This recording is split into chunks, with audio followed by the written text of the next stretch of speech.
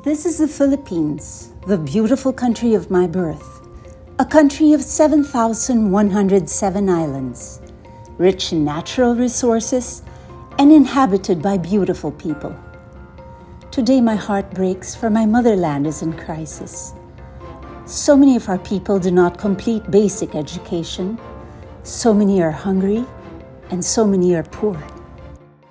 Siguro po kung wala yung ClickMe, siguro tambay ako, manginginom, gano'n. Yung mga tinatanungan ng Grab, pag di nila alam yung street, gano'n. Siguro gano'n po ako eh. Sugal, gano'n, kahit walang pera. Kung ano na lang, baka maging magnanakaw na ako eh. Dahil sa ClickMe. Nakapag-apply po ako ng trabaho, kumikita naman po, nakasurvive sa pang-araw-araw, nakapagbigay ako sa nanay ko, gano'n. I've always dreamt of and prayed for a prosperous Philippines.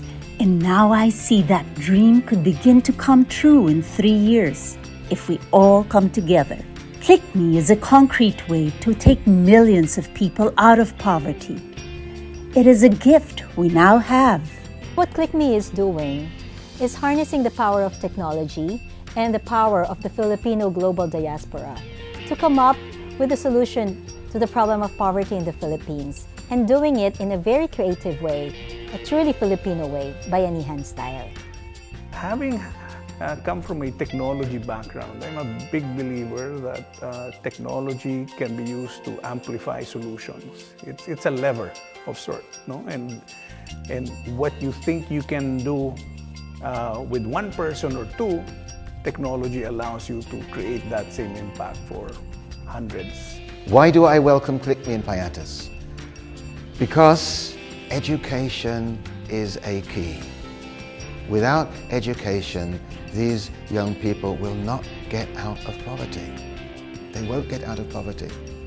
And they're not getting education because they're out of school. So ClickMe gives an opportunity for them to get their education in another way. If we were focusing on the technology, Rose was focusing on the social aspects and the community building. And, you know, we figured at some point magtatagpo yan. And that's what I'm seeing now. You're seeing community involvement merging with a technological approach. And if we can get this, this concoction done right, I really think the impact can be immense. My mind is racing with the possibilities. So most of the intervention efforts is exactly what I got involved in. Let's solve education, let's build a school. Let's solve feeding, let's do a kitchen. Let's do this. I mean, it's always this, I keep repeating it, brick and mortar method. And if you don't put technology in the middle of it, it changes, it doesn't take advantage of the scalability and inefficiency. That's really what I think is different with ClickMe. And the fact that there's an organization behind it, that it's not their first time. It's really a lot of people, this is their third tour of duty in figuring out a way, and they're willing to go and adapt to the new environment out there. That's part of the problem we face in the Philippines. We are not one country, we are not one people. And the culture gap between middle upper class and D and E class, ABC, is huge. It's not just economic, it's not just money. It's the whole culture.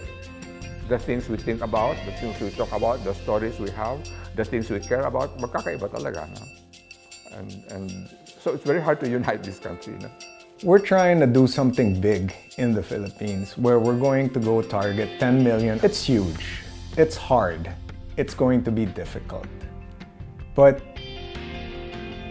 are we going to do something small? We've done that all our life.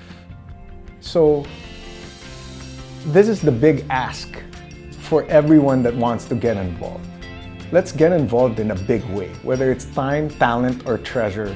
Let's do it wholeheartedly and big, and so that we can really move the needle in this country. The goal of ClickMe is to provide access and opportunity to an education, providing the internet access to do so, the curriculum to allow these students, out-of-school youth, to get their high school equivalency, by preparing them to take the exam. But in addition to that, also supplementing with training in life skills to help them get a job. And then I think a big part of what ClickMe is bringing is also mentorship, providing them with mentors from abroad as well. I believe na mag-scale tayo. So that means one app, isang effort, marami nang ma-reach at the same time, marami nang matutulungan.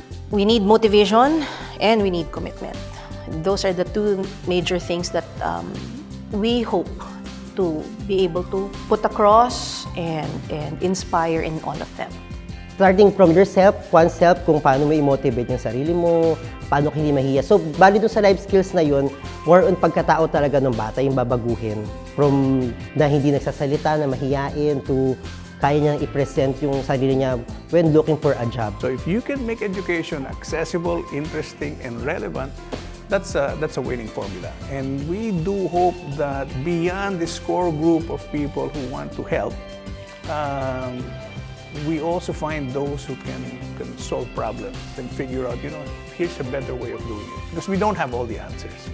We're working hard to develop the ClickMe Digital Skills Training Program for the mobile app, along with Mint College, St. Teresa's College, Ateneo University, and young scholars who face and overcome the challenges of poverty.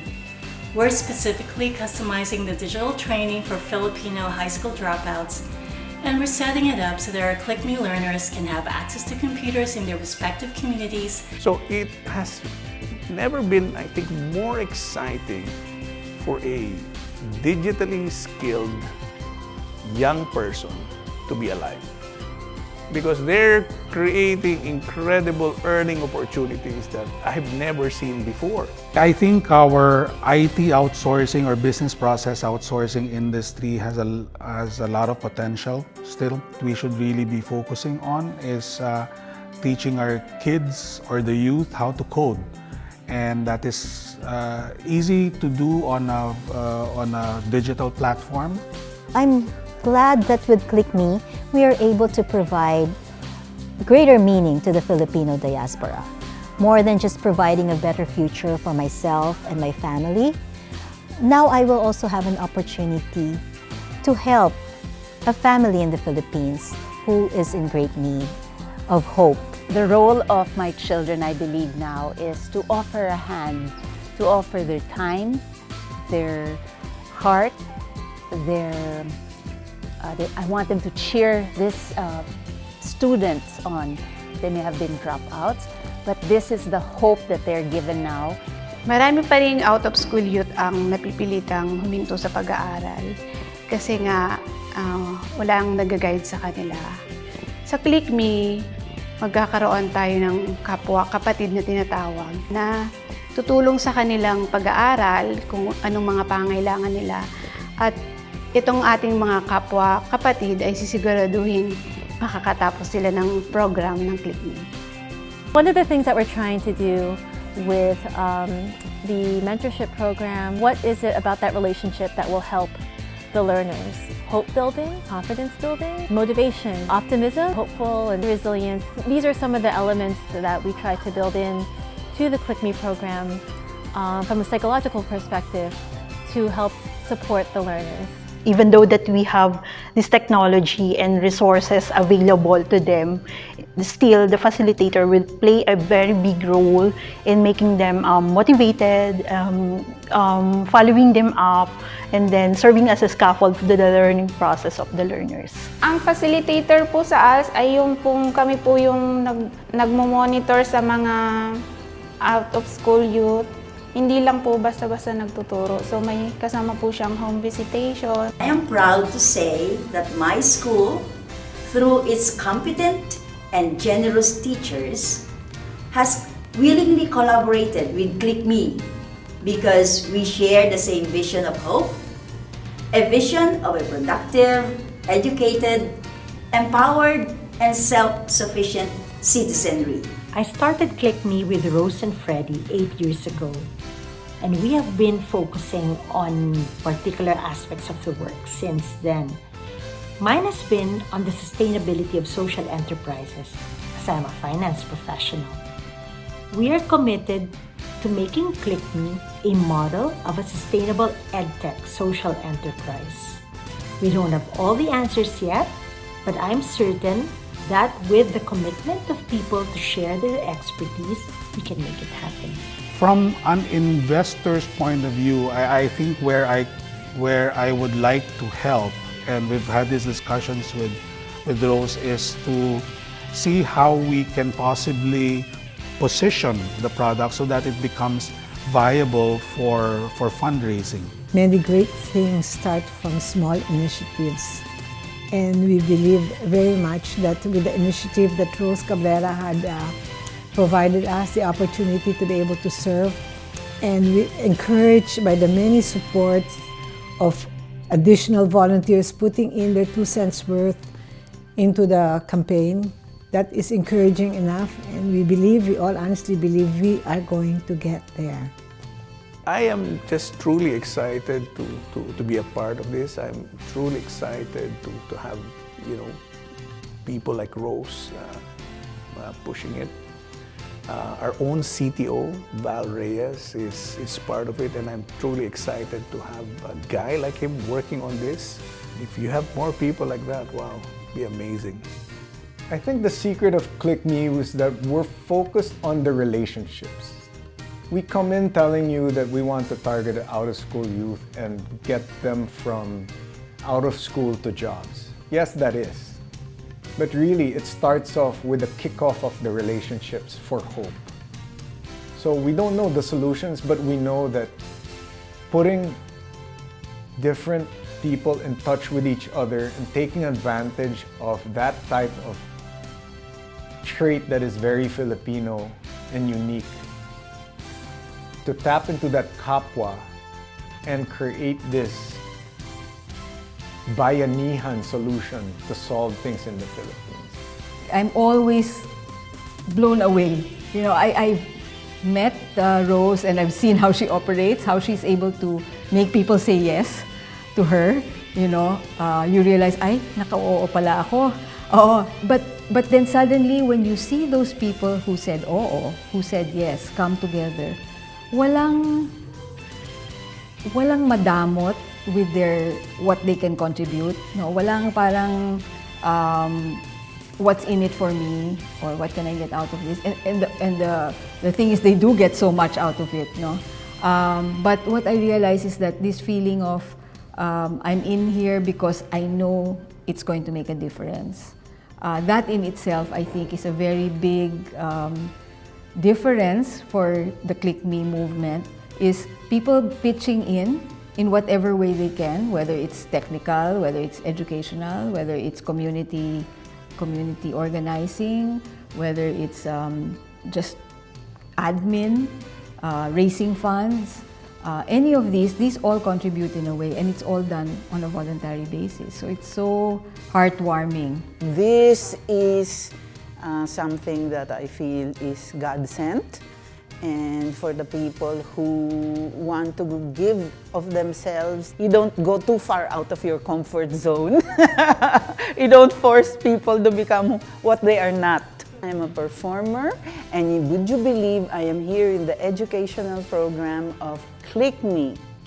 Please, we would like to invite you to join us to revolutionize the way education is being taught and to accommodate all the out-of-school youths who unfortunately have not had the basic high school education that they need so badly, that our country needs so badly.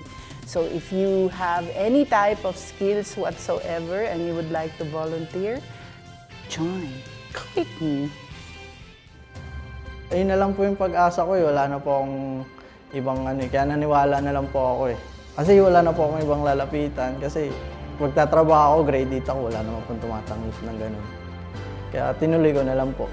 Tapos ng loob na lang, tiwala na lang po sa mga kasama doon, teachers, ganun. Huwag na kayo magdalawang isip, sure na sa ClickMe. Unang-una gusto ko rin pong makatanggap ng diploma para pag malaki ko ng mga anak ko kahit papano. Tapos gusto ko matuto kasi